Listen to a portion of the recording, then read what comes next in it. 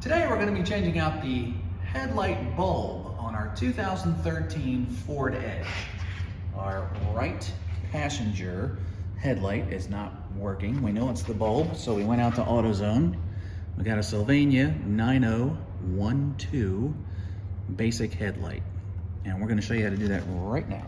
Your headlight, actually this is your turn signal one right here, the yellow one, but your headlight is behind this protective cover. Press down on that, and that pops right out. Let's take that off, and now you can see your headlight bulb is in here. So we're just going to twist it this way and pull it out. Once you get it out, it's got a clip back here, so we'll just lift this up.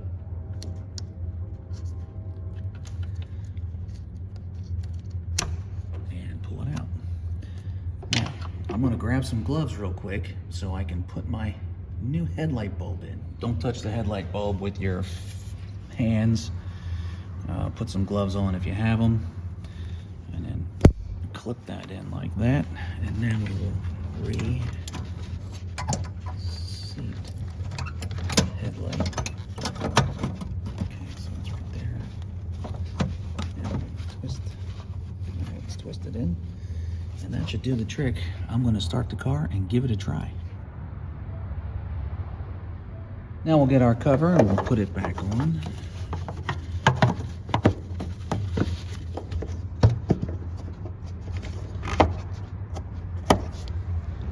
So if you want to replace the driver's side, it's over here, and your tab is right there. Pull it out, and then your light bulb is in there. And that's how you change out your light bulb for your headlights on your 2013 Ford Edge. If this video helped you, please click like and subscribe to our channel so we can show you how to make more fixes to your cars. Thanks for watching.